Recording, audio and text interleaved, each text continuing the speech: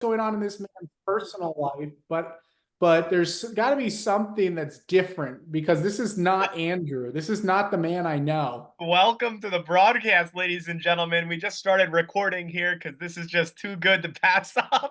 We got we got Richard in Dallas, Texas, myself in Ocean City, Maryland, and we have the man, the myth, the legend, Andrew Field Baldinger joining the Brothers Brand podcast for the fourth year in a row, doing the NFL season preview. For those of you that have, welcome to the pod, man. Welcome to the podcast. Loving it. Rob, Thanks. Always great to be here. And let's make the fourth year the best year. Yeah.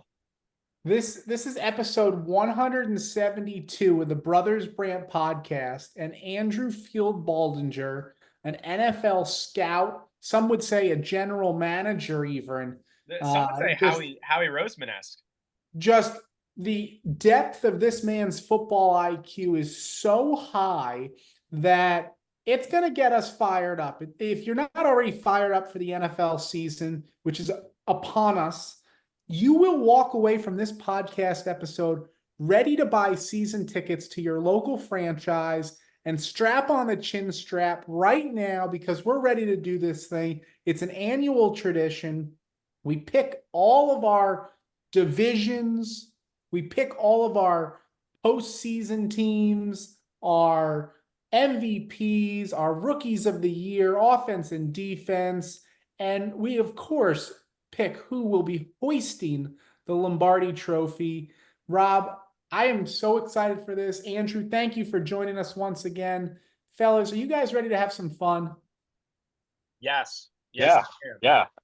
I don't think I know your viewers can't see me, but I have my helmet on, my shoulder pads ready to go. So let's get talking, boys. Andrew, we're on YouTube. The viewers are going to see this. Oh, Yes. Jesus. Yes. Our broadcast productions are through the roof right now, Andrew. So it's a high definition. For the listeners out there, what local beach are you joining us from? Long Beach Island. I'm in Ship Bottom right now. It's a 10 out of 10 day, but I would recommend for your viewers to make perhaps this to be an audio podcast instead. Would you agree? Well, Andrew's not wrong about a jersey. He's rocking some mean chest hair there that would look like a sweater. So, all right, folks, let me set the stage here. It has been a wild offseason in the NFL. Coach Belichick and Pete Carroll are no more, and the league has implemented a new XFL-style kickoff format. Oh, and they're playing a game in Brazil. Many things will look different this year. However, some will remain the same. The Kansas City Chiefs are going for their third consecutive Super Bowl. They look to hoist the Lombardi Trophy on February 9th in New Orleans.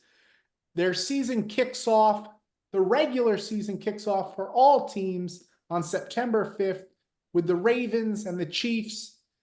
Folks, let's start in the NFC East, division that we know intimately here. Let's talk about the NFC East, shall we? Andrew, you are our guest. Kick us off with the NFC East predictions. Yeah, for those who joined us last year, I think my predictions will change drastically. It has been a rough preseason for the New York Giants, if you have been following any of it at all. And I'm going to go ahead and say it's a clear cut of the top two, right? We're going to be looking at the Eagles and the Cowboys. And I'm going to go ahead and say it's the Cowboys here to take the division. I really like what they built upon with their offense, and I also think that their defense stays pretty much intact. Yeah, they lost Ron Bland for 6 to 8 weeks, but I think a lot of balls were thrown at him more than him really, picking off the quarterbacks here. It's a solid team, and I didn't like the way that the Eagles fell apart at the end of last. Saquon's going to be a huge addition, no doubt, to the running game. But overall, I think that the Cowboys look very good this year, and they're going to be the team to beat. All right, so Andrew, you got the Eagles, you got the Cowboys, and then who's in second? The Eagles, I'm guessing, and then who do you got rounding it out with the Commanders and Giants? Yeah, I think I'm gonna go. I mean, it's almost a toss up there. Let's go Giants and then Commanders. Wow. Okay. okay. Rob, what do you say? Fly, Eagles, fly. Baby, let's go. Let's go. Oh my gosh. The Cowboys, this is their year. BS every single year. Absolutely not. Dismay in Dallas, I'm calling it. Jerry Jones doesn't know what planet he's on. He's making a big deal about not signing CD Lamb. That's sending ripples down the organization to Dak and Micah Parsons. What are we playing for? They're not going to show up this year. It's going to be the Birds. The Birds stacked the offense. They got Saquon Barkley. They just made a move. Howie keeps cooking. I don't know how many sexual favors this guy owes people in the league, but this guy just pulled off Jahan Dotson, former first-round pick from Penn State. So now we got some Nittany Lions back in the fold in Pennsylvania. The Eagles are going to go 13-4. They are going to be an offensive juggernaut, and their defense is getting better. They scooped up both defensive backs in the draft. They padded their defense. This is the year. 13-4. Cowboys are going to go 11-6 because they get 4 easy wins against the Commanders and Giants. Commanders with Jalen Daniels is going to be fun to watch. For those of you listening, Rick Brandt successfully picked the Heisman Trophy winner last year. Andrew, you were not on our previous podcast of the college football preview, but we recapped 2023's preview, and Rick literally said Jalen Daniels is going to rush for 1,500, throw for over 2 or 2,500, and win the Heisman Trophy with the utmost confidence. He's going to be fun to watch 100%. And then the Giants are going to be absolute dookie in the basement going 5-12. The Commanders will be 8-9 and the Giants will be 5-12. And that is being generous with the Giants. Wow, what a breakdown right there. If that's not going to put every ESPN executive out of business, I don't know what's going to happen because Rob, that was exceptional. You should be running all sports networks. I don't know how you're employed. All the content that you just came up with clearly shows that you do your research. You're in front of your phone 24 hours a day, reading about things that have no effect on your personal and professional life. But congratulations on that. I feel like you should finish that with "We're all dumber for having listened to you talk." Can I get that 5 minutes back? Go ahead, Andrew. What do you have to say? No, I'm just roasting Rob there. I'm just roasting Rob. I gotta say though, Rob, I agree with everything that you said, and therefore my division looks the same. Eagles, Cowboys, Commanders, and Giants. I do like the Eagles, and I do like the Cowboys both to get into the postseason from the NFC East. Gentlemen, we have a lot to cover here. That was just the first division, and it was exceptional. Let's stay in the NFC and move to the NFC North. Andrew, I like the format. You're our guest. Take it away.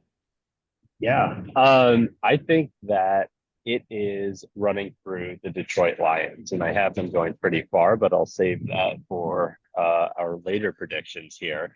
Dan Campbell's got something cooking in Detroit, and I think everyone knows it. They are the most exciting team to be watching outside of perhaps the Chiefs. I think that's probably fair to say. They have too many weapons there.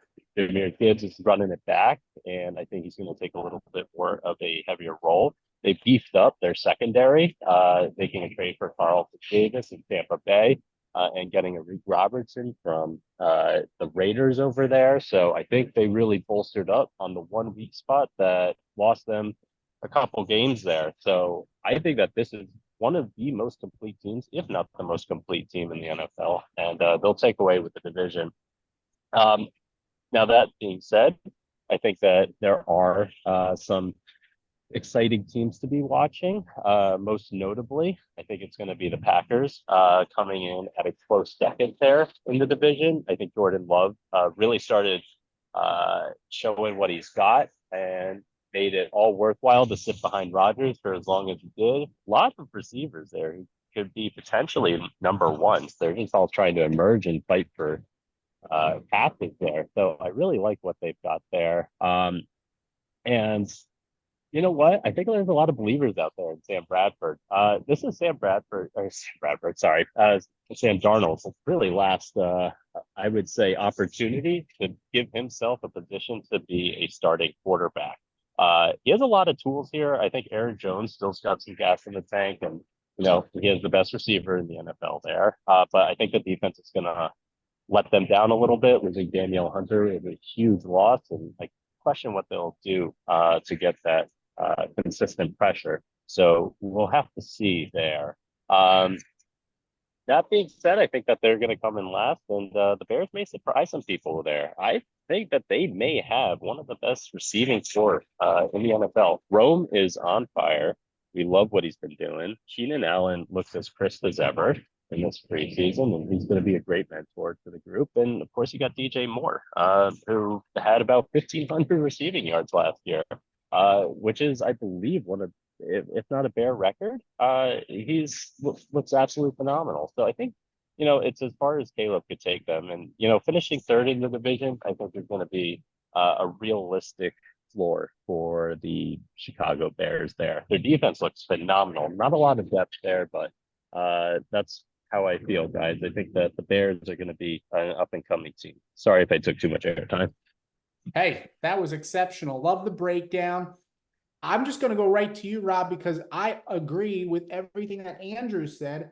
I'm going Lions, Packers, Bears, Vikings, and the Lions and Packers both get into the postseason.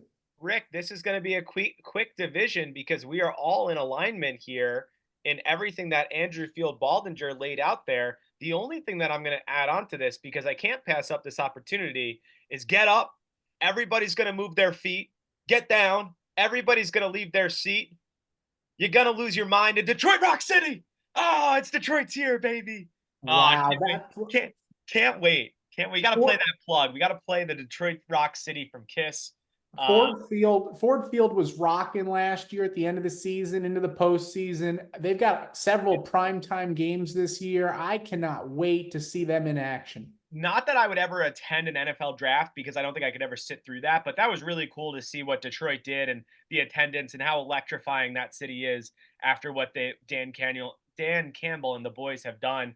And I also do want to say that watching the Bears build around Caleb Williams, I cannot laugh at the amount of disrespect that they had for Justin Fields and the moves that they made this year to surround Caleb Williams with an insane cast of characters that I too think they will finish third in division. They'll have a winning record. I think they'll go 9-8, maybe 10-7.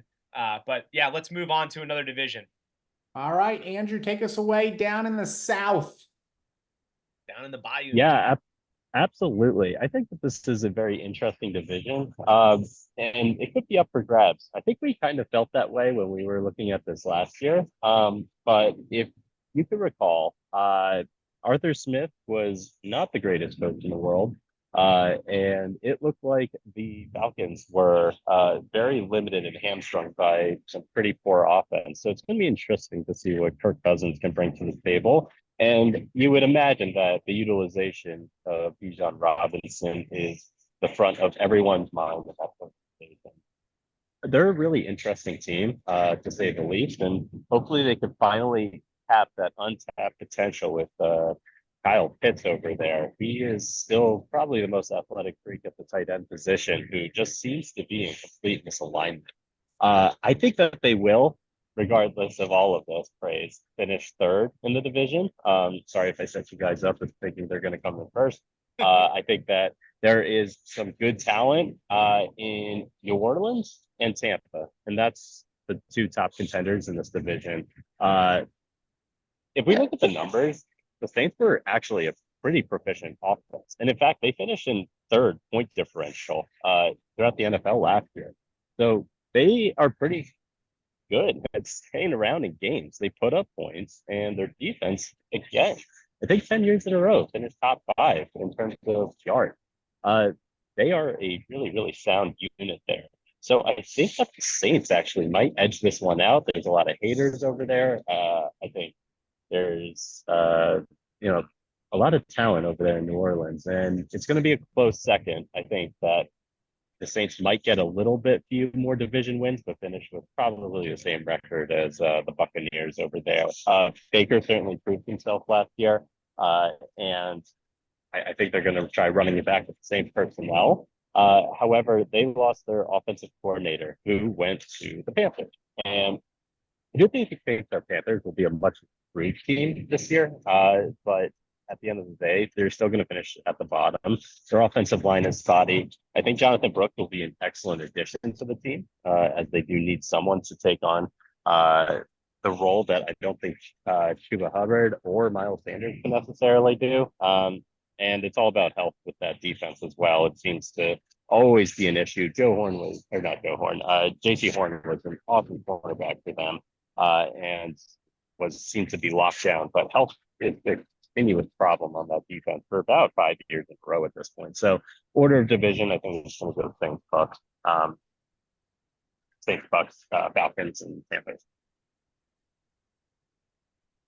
Okay, I got some beef with you, Andrew. I think I'm here for it. We're gonna go to the ATL. The Falcons are gonna figure out Kyle Pitts. You're right. They have to figure out Kyle Pitts. They really had to figure out Bijan Robinson too, because they were mixing in Tyler Algier a lot last year, taking away some touches. Now you have Kirk Cousins in the fold. I mean, they couldn't get anything going with Desmond Ridder last year. That was just bad for business. So now you got Kirk Cousins. An absolute wild pick in Penix that made absolutely zero sense. Thought they were going to take the linebacker from Alabama. But anyway, I think the Falcons are going to win this. It's going to be 11-6, the Falcons. The Bucks are going to be 10-7, just kind of like they were last year. And then the Saints are 8-9, and then the Panthers slightly better record, 5-12. I'm really excited to see how Jonathan Brooks does fantasy football wise, coming off that torn ACL and knee injury. That'll be really fun to watch. And I always liked Deontay Johnson in fantasy, but that man just drops everything. He gets 75 targets, but catches 3 balls. So. Wow. Look at this. All right, so Andrew took the Saints, Rob took the Falcons, and I'm taking the Buccaneers to win the division. Baker Mayfield got paid. I think the Saints, their offensive line's still a little young. That's their only probably weakness on that team. I love Coach Morris in the ATL and Kirk Cousins, but there's Falcons are the Falcons until they prove otherwise. Panthers have a new coach. I think that franchise is really in disarray and could be for several years. But give me the Buccaneers to represent the NFC South in this year's postseason as the division winners. All right, folks, last division in the NFC, the West. Let's go to the Wild, Wild West, Andrew.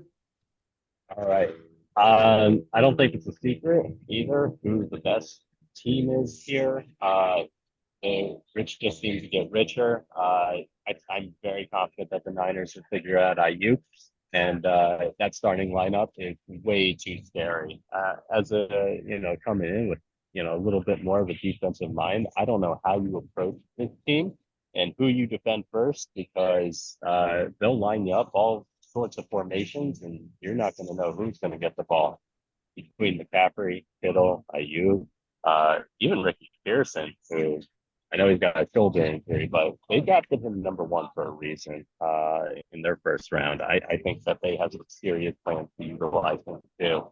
And of course, Debo, who might be the most versatile player in the NFL, who can line up as a running back, slot, an X, and C. I mean, he's Mr. Do It All. And of course, their defense is top 2. I think that Super Bowl aspirations are the floor for them. They're trying to get finally a ring for Shanahan there. I think that's going to be super important.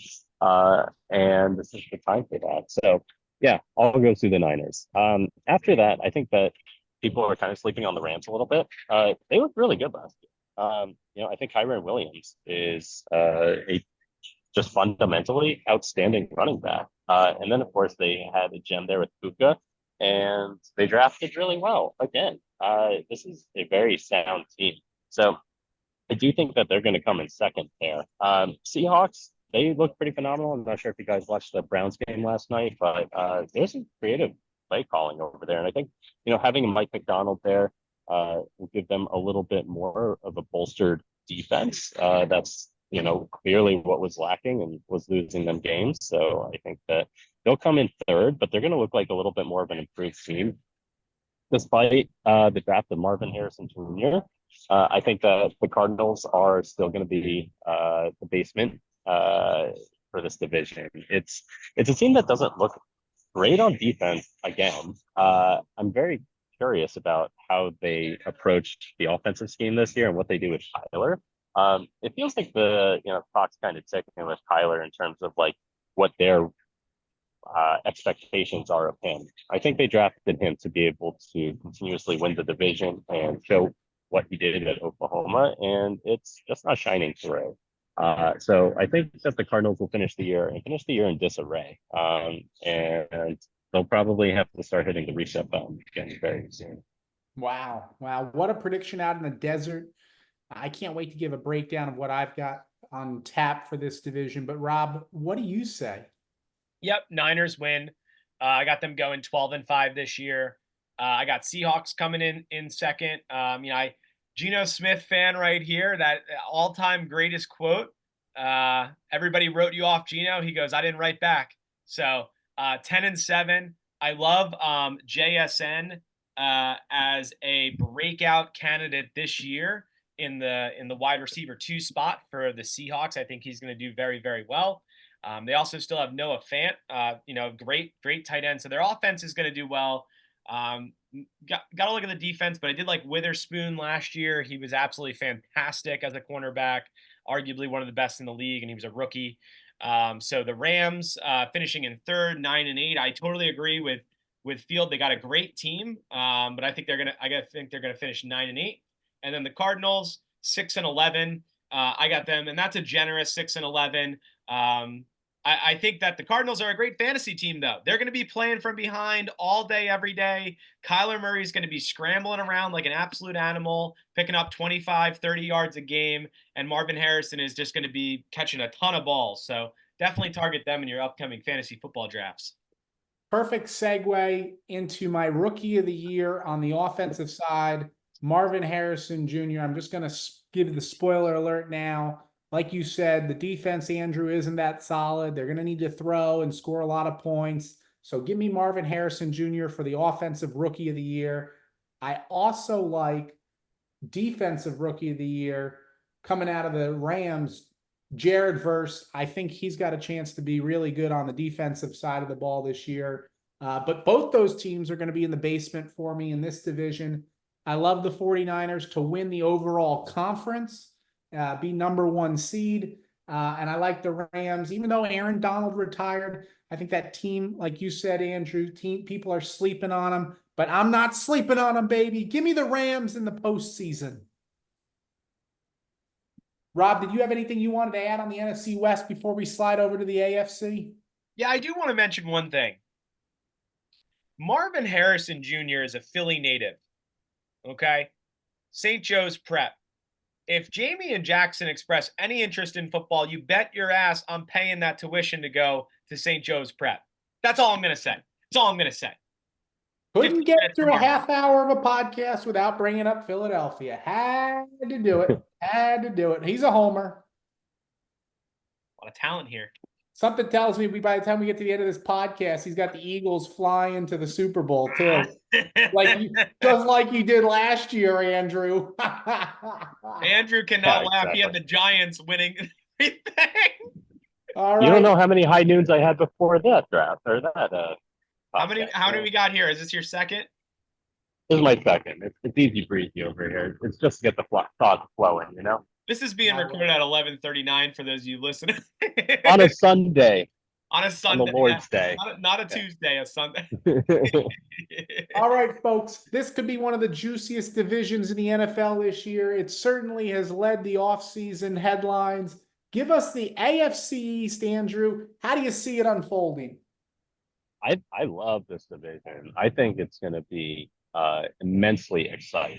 I mean, you can make a case for almost, all three out of the four. I think that we're feeling right now, right, guys? I mean, the Dolphins play great until it starts turning that cold weather, and they can certainly put up the numbers they showed us last year. It was pretty absurd what they were doing.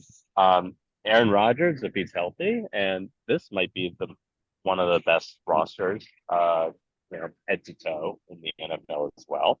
And then, if you're looking at the Buffalo Bills, how can you deny Josh Allen? I'm going to go ahead and say that the Jets are going to win this division. I think that this is their year. This is what they've all been hoping for with Salah.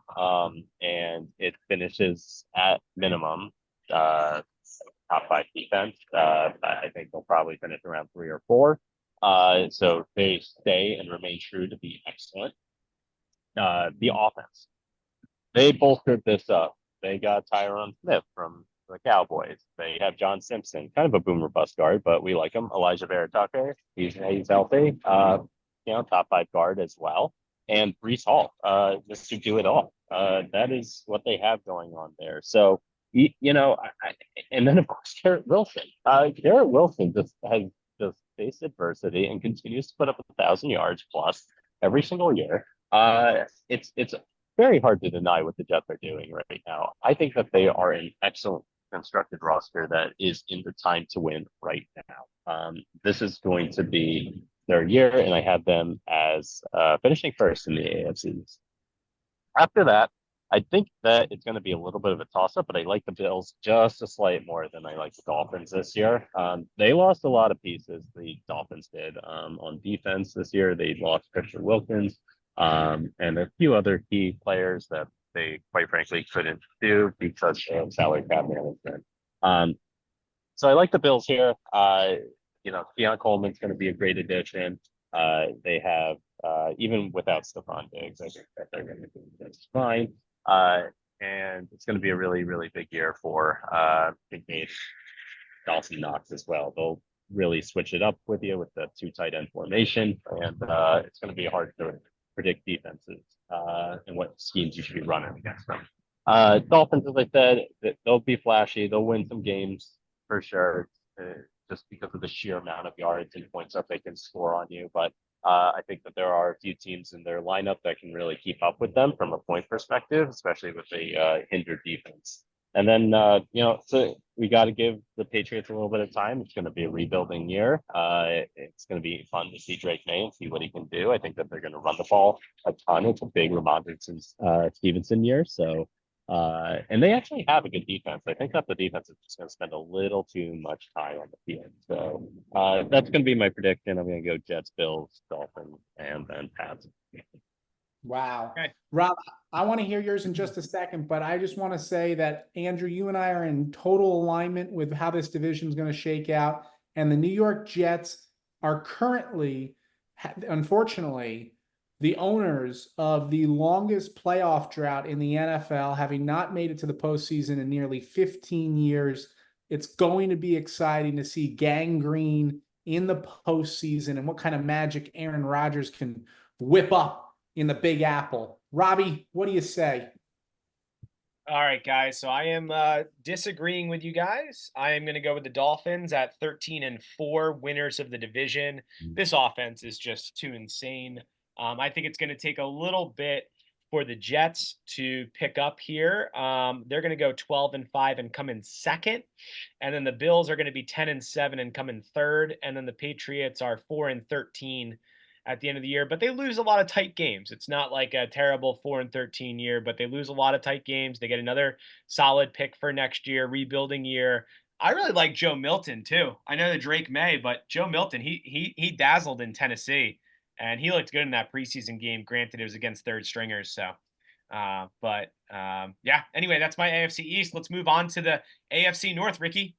All right. I'll take the lead on this one here. Unless Andrew, you know what? You're our guest. Go for it, Andrew. Andrew.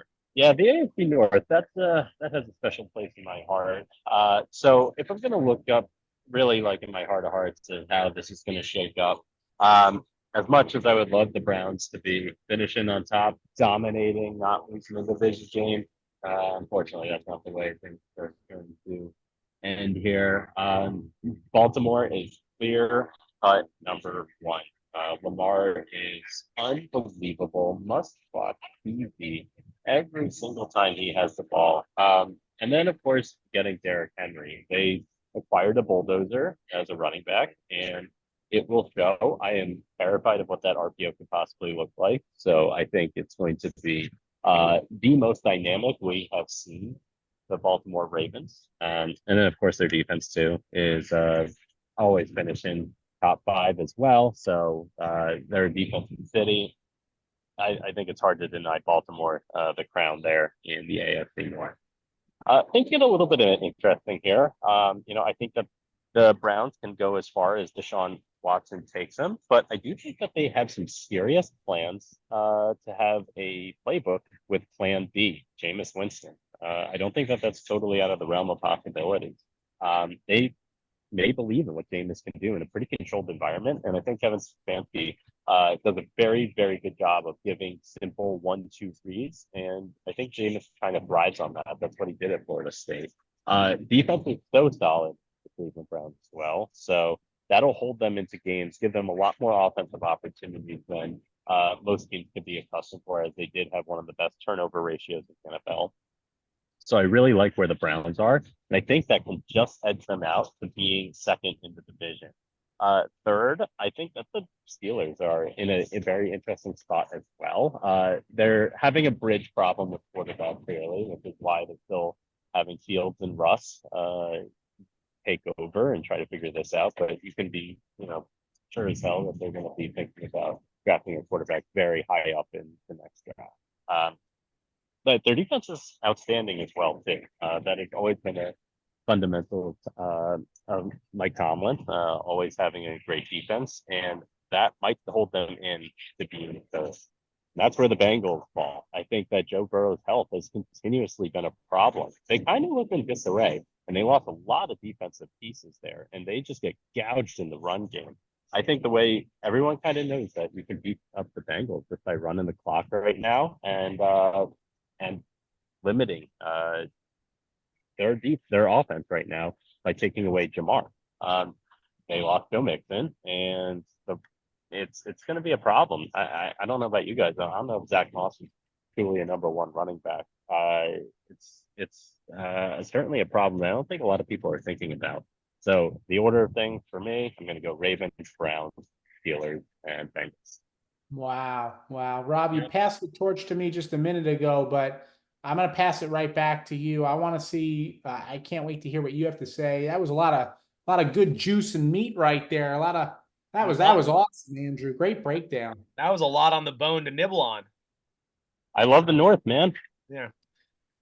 So I too see quote the Raven nevermore as our number one. The Baltimore Ravens, I mean, they did phenomenal last year. If it wasn't for a Zay Flowers fumble on the inch-yard line, I think, we'd be talking about different Super Bowl outcomes but I think Derrick Henry finally gets a team that has some components around him where teams aren't stacking the box, with all their players. I think Derrick Henry, I know he's old. I know the age is going against him, but just how dynamic that team is, 1,500 yards plus this year. I think he'll go for 20 plus TDs. If you're not targeting him in your fantasy football draft, I don't know what you're doing. I know you're not going to get the PPR, but the goal line tutties are going to be flowing in. So Ravens 14-3. I too am going to go Browns 11-6, Bengals 9-8, and then the Steelers 9-8. Tomlin does it again. Doesn't go sub 500. Wow, Rob. So you've got everybody in this division over 500. That Correct. Is outstanding. Correct. I've got 3 out of 4 teams over 500 in this division. Let me just say that if you've got 2 quarterbacks, you got none. All right. And Pittsburgh right now with their quarterback toss up here, it's too many questions. They've looked dysfunctional in preseason. I love Tomlin. I'm not a fan of the Steeler organization, frankly, although they have consistency throughout. I think it's really just that fan base and my experience in the Steel City with Robbie Brandt that has soured my grapes in Rick, what they can do. I am in Ocean City, Maryland. I was next to some Pittsburgh Steelers fans yesterday, and they were draped in their black and gold. And I was saying, hey, how you guys doing? Where you guys from? Pittsburgh? And like trying to have a friendly conversation. No game was on. It was just in a bar. Stone cold. Stone cold. No love from the Steelers. Just absolutely disgraceful. And then they turned to leave, and one of them is wearing an Antonio Brown jersey, and it's autographed. Like, who does that? I know he's lost his marbles. I'm losing my marbles a little bit right now, but the reality is that you don't wear an autographed jersey out at the bar. This guy, Rob, is insulting to fanatics everywhere, and that city is just a cold, dark, dysfunctional place. Now, back to the Brothers Brandt podcast. So give me the Steelers in the gutter. I like the Browns. I like the addition of Jerry Jeudy to help them also be above 500, but I don't have the Browns in the postseason. I've got the two teams at the top making it to the playoffs, and I think there's going to be some excitement in the postseason between these two teams. It all rides on a healthy Joe Burrow. I've got too many LSU ties in my household to not pick Joe Burrow, and if he stays healthy, I just put my trust and faith in that man. I think he's a really solid quarterback. The addition of Derrick Henry, Rob, and Andrew makes the Ravens a dangerous team in the postseason. But I like these teams to finish 1-2. Give me the Bengals with a healthy Joe Burrow, a Ravens wild card team. That's how I see this North finishing out. But exciting things in the postseason for this division. Like that, Rick. That's my teaser for later. Andrew, let's kick it down to the South, the AFC South. Give us the predictions. You love this South too. I do love the South. I mean, this is also one that's super interesting, and I think it's kind of up for grabs for a few teams there. So, how could we not put the Texans number one? They were phenomenal. Like DJ Stroud is amazing, and they only got more interesting, right? They got Diggs and they got Joe Mixon. I mean, this is going to be a pretty good team, and I love the offensive line. I mean, they got a few nobodies there outside of Tunsil, and they look like a top 5 offensive line unit. Defense is pretty solid. The additional Daniel Hunter was phenomenal. I think that's exactly what they needed to have on the other side of Will Anderson. And I think Derek Stingley, this is also a little tease. I think he's going to be Defensive Player of the Year. He looks in prime shape right now, and it's a squad that you do not want to have on your schedule. That's just my 2 cents over there. Lastly, I think that or not lastly, but I do think that the Colts finish number 2. As long as Anthony Richards stays healthy, I think he looks pretty dangerous, didn't he, guys? It's a team that has a lot of versatility with Pittman, and you have Jonathan Taylor. He looks like he's ready and back in action. No more distractions over there, and a pretty good offensive line unit too. And third, I think that we're going to have the Jaguars finishing in third. I think that it's going to be a scramble between the Titans and the Jags. I don't think it's going to be a very functional finish for either of those organizations, but I kind of like what the Jags are doing. I think that they'll get a little bit of a glimpse of Brian Thomas Jr. Really trying to emerge as a top receiver, but he's going to, I think, need a little bit of training wheels before he can get really rocking and rolling. But I think that the Titans do finish last. It looks tough with Will Levis being your starting quarterback. I know that they have big plans with Calvin Ridley and that they still have DeAndre Hopkins, but you're going in with basically Najee Sharps as your number 1 running back and the really spotty offensive line that's really going to start showing. With the lack of Derrick Henry. Derrick Henry was what they used to call BYOB, be your own blocker, and that is exactly who he always was, and going to be, I think, a very sad finish at the Titans. So that's my 2 cents. Unbelievable. I love this breakdown. And you're right, Andrew. You love the North, you love the South. You're a man of the people. You take your shirtless self wherever, and they just flock to you. And it's mutual. The North love you, the South love you. I remember when I asked Andrew whose favorite football team was a decade ago, and he goes the Texans, and I was like, how did that happen? Well, Oh man. he's finally ridden those coattails to a time where they're relevant. Mhm. They look unbelievable. I mean, last year, like you said, exceptional on paper. They've gotten better. Yes. I just, we've watched sports long enough, folks. How often does what we think is going to happen actually play out? There's a sophomore slump that you hear about regularly, especially in the NFL, because people scheme up, they watch tape, they got some footage on you for a year now. I don't get me wrong. I still think the Texans make it into the postseason, but I'm not going to write them into the record books this year. I don't think they're going to blow people away. I still think they're going to be a good team with a great coach and some additions. You talked about them, Andrew. But give me the Jacksonville Jaguars, a healthy, paid Trevor Lawrence to recapture that division. I think the Colts really a healthy Anthony Richardson. That's going to be what decides their fate. Hopefully, he can make it past the month of September.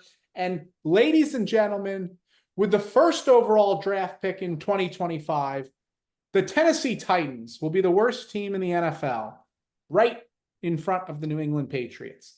But that's my division. Jaguars, Texans, Colts, and Titans. Robbie, what do you say? Yeah, I got Texans 12-5, Jags 11-6, Colts 10-7, and then the Titans 8-9. I don't think the Titans are going to be as bad as you think they are, Rick. I think Will Levis showed a lot of upside last year. His rushing game, he loves to air it out. They just got Calvin Ridley. I don't think the Jags utilized Calvin Ridley very well last year, and they need to air it out to him. DeAndre Hopkins is injured, but he'll come back. I like their team. I think they got a decent team. They're not going to go worst in the league 100%. They're not going to do that, Rick. I will bet on that. They will not do worse in the league, because we have a team that we have not talked about that will definitely be worse in the league. The best thing that the Tennessee Titans have for them right now is their plans for their future stadium from now. All right, last division, folks, before we get to the postseason, but we have saved the reigning back-to-back Super Bowl champions for our final division here. Ladies and gentlemen, the AFC West. Andrew, how do you see this one playing out, sir? Yeah, this one could be pretty quick. I think we'll go ahead and just say the Chiefs get the one, and then we'll talk about everyone else, right? Like, I think that's the consensus across the board. No use talking about what the Chiefs have. They're going to be a team with the target on their back. So this is where it gets a little bit interesting. Between having the Chargers, Raiders, and Broncos kind of fight for things. Here's the thing: the Chargers could be as inspired as I hope they are with Jim Harbaugh. I mean, sky's almost the limit there. And of course, it's the ever-pervasive issue with health on that team. I don't know what curse or what Indian burial ground that they built their facility on, but it always seems to have problems with their players. So it's just a pervasive issue, and I can't, in my heart of hearts, have them like being a winning record. It's just always a problem. That being said, I do think the Broncos could be a little bit more of an inspired team here, and they may surprise people. I think they could finish second. I think their running back situation is pretty interesting. I think people kind of shoot down Javonte Williams. They have a decent line, and Bo Nix is just exciting. I mean, his college statistics were absurd, and he's old and mature for a rookie. I think that Sean Payton has a lot more trust in him to run a pretty dynamic offense than most people can imagine. So I think they're going to get very creative with the RPO, do some things that Sean Payton really likes, and I think Sean Payton needs him just as much as Bo Nix needs Sean Payton, to be quite frank. I think that people are starting to question in that organization what the Broncos were thinking with bringing in Sean Payton. And of course, you got Cortland Sutton, a healthy Tim Patrick, And I think the loss of Jerry Judy was actually addition by subtraction. So they're going to be in a good spot, in my opinion. I'm excited to see what they can bring together. And it's not that bad of a defense. I think they were just on the field a lot last year. Um, that being said, I think that the Raiders will finish last until they can figure out their quarterback situation. It's just a team that has a really good defense, but the turnover mistakes last year were awful. I mean, it's not a secret. The name of the game should be get the ball to Devontae Adams early and often. And I think Brock Bowers will start emerging as a really great player, and I hope they take advantage of that. But at the end of the day, I think that the Raiders finish in last, but they will be a team that's slightly improving. But you can be sure that they're going to be looking for Carson back or one of the top quarterbacks in next year's draft. Wow. Yep. Wow. Okay. All right. Andrew, I concur. Chiefs. I left you guys speechless. Yeah, exactly. Chiefs, yeah, not going to talk about them. They win easily, 14-3 record. Give them a couple L's. Chargers at 8-9. Yeah, not much. I don't get excited about the Chargers this year. The Broncos, I think, are going to finish 7-10. Love Bo Nix. Love the Troy Franklin addition too. They traded up for him in the third round or fourth round, I believe. It's going to be fun to have that Oregon Duck combo back there. So we'll see some good stuff there. Love Bo Nix. I think he's going to be a very solid quarterback for years to come. The Raiders are in complete disarray. You know, I would have loved to have been a fly on the draft board when Penix got taken by the Falcons because they were so clearly probably going to target him. And then they were probably like, who do we take? Who do we take? Oh, we take another tight end just like we did last year. So, you know, they have Brock Byers and then Meyer from Notre Dame. I don't know how many 2 tight end sets they're going to be running, but I think that the Raiders are going to be 3-14. I like Gardner Minshew, though. I love him. But they're going to be the last place team in the league, and they're going to get the first overall pick next year. Wow. Wow. What a breakdown here, folks. Unbelievable. Rob, I have this division playing out similarly with the Chiefs winning it, the Chargers in as a wild card, Broncos and Raiders to follow. It'll be a fun division. It'll be a really fun division. It's going to be a really fun football season that kicks off in just a couple days. I know our listeners are just clamoring to want to hear who is going to be our postseason Super Bowl champions so that they can go to their local bookie, FanDuel, whatever it's called, and wager the house because that's what our viewers do. They bet a lot of money, and we help them win a lot of money here on the Brothers Brant podcast. Whoa. Sponsored by DraftKings. Before we get into our team picks, let's do a little fun offensive rookie of the year prediction here, gentlemen. Andrew, who do you think is going to take it away on the offensive side? Offensive player of the year, I think it's there's a lot of names to be named, right? But I'm really excited to see what Bijan Robinson can do this year. I think that he's going to win offensive player of the year. He's going to get sheer volume, and I think that it's going to be a team that utilizes him a ton. So I think that's a little bit of a sleeper pick there. It's normally a quarterback, of course, but I think there's big things in store for him. So I'm very high on him this year. And what about your rookie offensive player of the year? My rookie offensive player of the year is going to be Caleb Williams. Same thing. The ball's got to go through him every single time. I think he's going to be scoring a lot of touchdowns, and he's going to put up some big numbers. So that's an easy one for me. Now, Rob, what do you think about the offensive rookie of the year?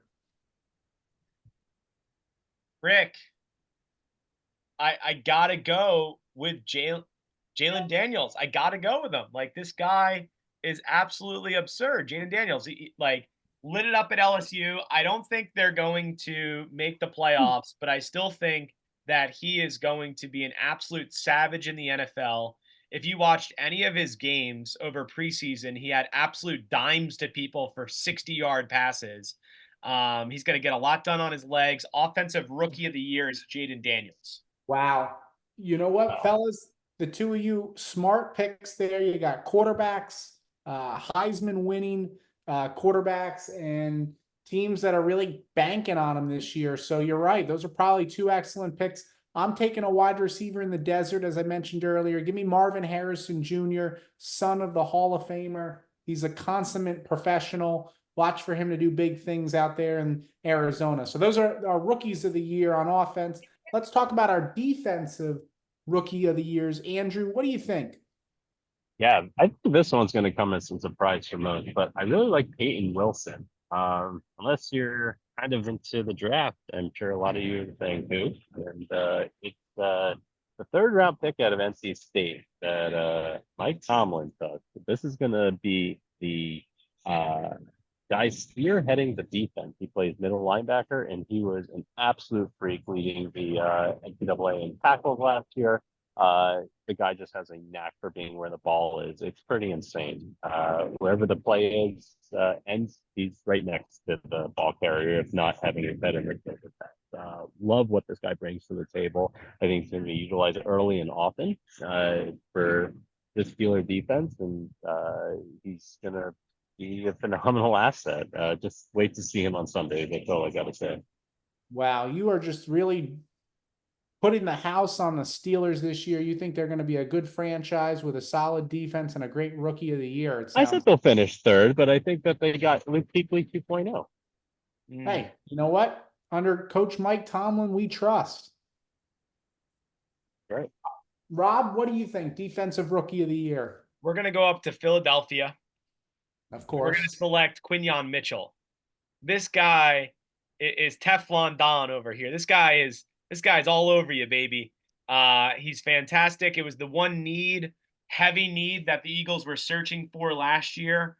And the year before that in the Super Bowl with the Chiefs, James Bradbury is taking so much heat in Philly. I think that Quinyon Mitchell solidifies himself as the second cornerback next to Darius Slay and has a hell of a year.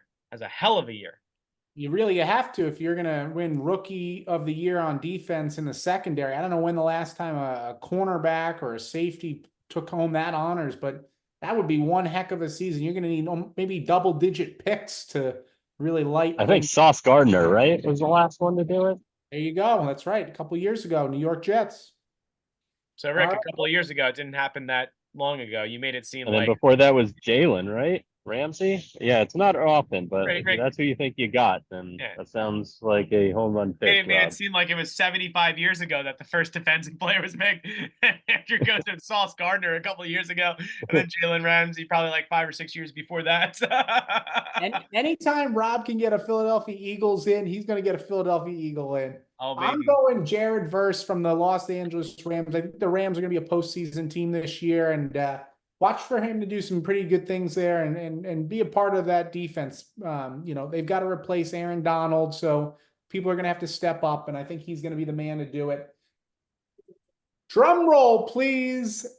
The most valuable player from the 2024-2025 NFL season will be Andrew. Take it away. MVP, Jared Goff. I think that he is set up. We didn't do defensive player of the year. We just did rookie. That's right. What are we doing? We're not doing defensive player of the year.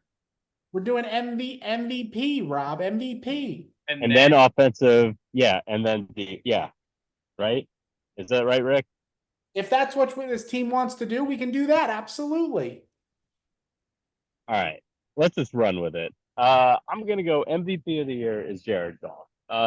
He has way too many weapons around him to not succeed. And this is a team that I think, and I'm going to be foreshadowing a little bit here, will be representing the NFC in the Super Bowl. They are a extraordinary team on offense, and they have the best tight end, top 3 receiver in the NFL right now, and 2 running backs. I don't know how you defend because they bring such different dynamics to the offense there, and it's quite a sound line. Jared Goff's year to shine is this year, 2024, and it's going to be a prolific year for the gunslinger in Detroit. Wow. Wow. Can you imagine Jared Goff, MVP of the NFL? I mean, this man was ridden off just a few years back. He's outcasted to Detroit Rock City, turns that franchise around and takes him to a Super Bowl, it sounds like, and the MVP. What a magical season if that unfolds. Andrew, Rob, I like that. what Now, about you, Rob? now similarly, it's going to come from the NFC, but it's not going to come from the NFC North. It's not going to come from the NFC South. It's not going to come from the NFC West. It is going to come from Philadelphia. All roads lead through Philly. Jalen Hurts, MVP of the NFL this year. Look at this cast around him. Look at it. They just picked up Jahan Dotson. Jahan Dotson. They got Dallas Goedert, A.J. Brown, Devonta Smith, Saquon Barkley. The offensive line is there. It's intact. Yes, we lost Kelsey, but next Eagle up here. And I think this is going to be the year. This is going to be the Birds' year. I feel like we're listening to a recap of last year's podcast around this time with Rob Brandt's sound bites just wired in. I can't disagree with the man, though, because I took Jalen Hurts last year. I thought Jalen Hurts was going to have a season, and they started off pretty good. But like you said earlier, Andrew, and things just fell off the cliff. And Rob, I understand why you're buying stock. It's low right now. Buy low, and they've done some things in the offseason. This could very well be Jalen Hurts' year. The reason why it's going to be Jalen Hurts' year this year is, yes, these additions. Kellen Moore. What he did to the Dallas offense and what a juggernaut the Dallas offense was, and he's bringing that here. The reason why the Eagles sucked last year is because they had rookie defensive and offensive coordinators. Get them the hell out of here. Bring in Kellen Moore. Throw in some motion. The Eagles did not run any motion last year. It was the least amount of motion they ever ran. Their wide receivers and tight ends were stagnant. It was so obvious to what they were doing. Kellen Moore is going to give the keys to Jalen Hurts to throw it all day, every day. Dumps out of the backfield for Saquon. It's going to be fantastic. 3 down back. Is that the same Kellen Moore that lost to the Jags by a 3-possession game in the playoff? That is the same Kellen Moore. That is the same Kellen Moore. Okay, just making sure. It's the same Kellen Moore who led Boise State to a Fiesta Bowl victory many moons ago. With the Statue of Liberty play of all plays. Nonetheless. All right, folks. I've got to go with none other than Mr. Patrick Mahomes as this year's league MVP. Until somebody proves otherwise, this guy is the current GOAT. He's the best player in the league. It doesn't matter who's on his team. He finds ways to win, put up numbers, and lead his team to Super Bowl victories. I think Patrick Mahomes will be the regular season league MVP, just like the NFL wants. So there you have it. Those are our award winners for this season. I now want to recap and finish this podcast off, Rob, with our AFC and NFC conferences, the championship games, and the Super Bowl matchups that everybody's going to be tuned into come February. Can we do that, folks? Andrew, let's bring us home, baby. Yeah, absolutely. So I think for the NFC, we're going to be seeing the Niners playing against the Lions. I thought the Giants were going to be in this one. It's going to be close, but I think they're just going to lose out and be in top 3. So 40 Lions. Wow. Yeah. A rematch of last year's postseason game in the Bay. Yep. And but this year, I think it's going to be at home in Detroit. So that's where I see things going. For the AFC side, I like that the Chiefs are going to be, of course, representing themselves in the AFC Championship. There's a lot of different routes we can be going here. I think ultimately it will be the Ravens. Ravens just have something about them with playoff experience and getting good, gritty wins throughout the season they'll be making their way there. And unfortunately, I think they're going to fall to the Chiefs yet again, and we'll be seeing a Lions and Chiefs Super Bowl. Wow, Lions and Chiefs, he says. Yeah. Chiefs. Should I go further? Yeah. Give us your prediction. Okay. Take All us right. home. You're in the driveway. right. Take us home. Take us to the front door. Okay. So, Hold my drum roll. hand. Make a move. All right. I like what we're gonna see here. It's gonna be a really fun Super Bowl. And I like the Lions to beat the Chiefs. I think that the three-peat will be upset, and we'll be having the Lombardi Trophy hoisted in Detroit Rock City. So there you go. That's Wow, my prediction there. The year starts in Detroit and ends in Detroit. Right. This Cinderella story is just like, Wow. I it's love hard. It's hard to compute. Never in our lifetime have we seen success from Detroit. We got a little tasting of it just last year in the postseason. My brain is like, it's like a computer cannot process right now, because I can't process them winning the Super Bowl. But you know what? Crazier things have happened before, Andrew. That would be awesome. Is the Chiefs once again in the big dance, the final game, and Jared Goff, your league MVP, winning the Super Bowl. Wow, what a story that would be. All right, Robbie, it's time. It's time. It is time. It is time, my friends. And Rick, kudos to you for picking the Chiefs and Mahomes as the MVP. He also has a great coach next to him, Andy Reid from Philadelphia, if I'm not mistaken. So, another Philly plug.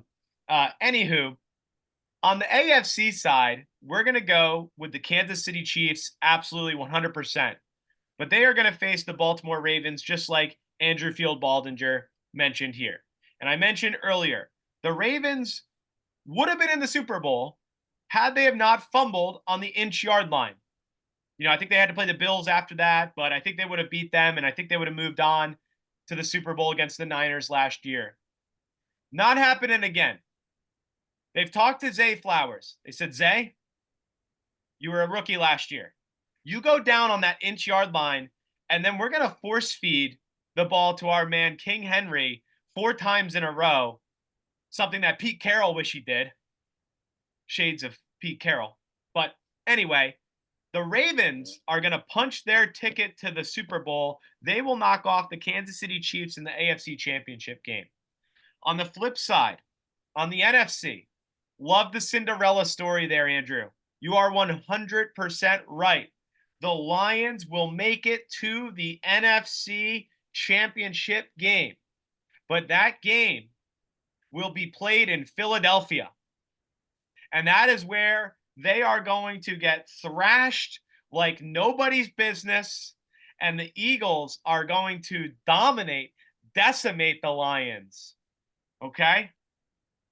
And there you have it, my friends. The Eagles versus the Ravens in the Highway 95 Super Bowl. All roads lead to I-95.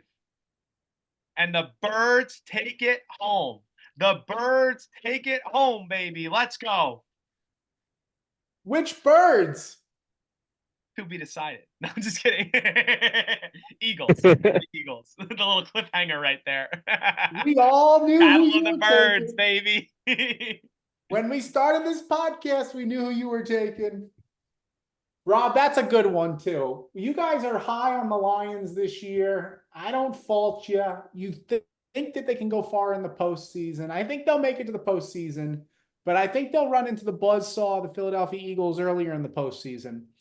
Give me the Philadelphia Eagles and the San Francisco 49ers in the NFC Championship game. These teams have battled now for a few years in the postseason. I like Jalen Hurts. I like the coach. I like the team. I like the sit. Oh, I take that back.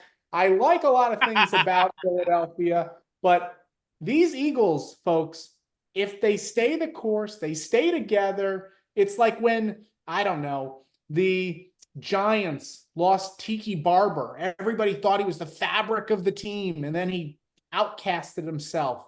And then they went on to go win the Super Bowl the next year. It's exactly that with Kelsey. Kelsey's been like the fabric of the team. They think everybody's going to write off the Eagles. Nope, they lost Kelsey. He's our greatest player of all time. Well, the team's got to come together, and the Eagles are going to find themselves in the Super Bowl in New Orleans, Robbie boy. I agree with you.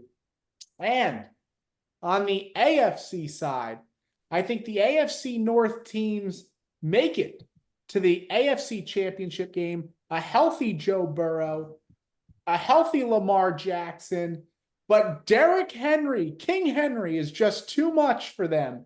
And the Ravens, like Rob, find themselves in New Orleans against the Eagles, I-95. It's a clash of the birds. And in Super Bowl fashion, Coach Harbaugh, Lamar Jackson, and King Henry get that coveted Super Bowl victory. Give me the Ravens to win this year's championship, folks. Wow. Ravens, Eagles, Lions. There you have it, ladies and gentlemen. Andrew, thoughts? I guess we'll just have to see how this plays out. I'm shaking my head at some of these predictions, but crazy things happen, and that's why the game isn't played on paper, right? Got to go see what happens in a couple of weeks. And last but not least, we're going to go with the Defensive Player of the Year award. We're all over the place, huh? All right, Let me guys. just say, this is How many high noons do you guys have? This has been one of my favorite podcast last episodes. night. Andrew joining us from Long Beach Island without a shirt today, Rob down on the shore in Jersey, and us here in Dallas coming together for an annual tradition as we preview this year's NFL season. For all you listeners out there, we hope you enjoyed this year's podcast almost as much as you're going to enjoy this year's entire National Football League season. I'm Rick Brandt. I'm Rob Brandt. We're the Brothers Brandt. Thanks for listening. Andrew, thanks for being here. Cheers, guys. Always a pleasure. Cheers.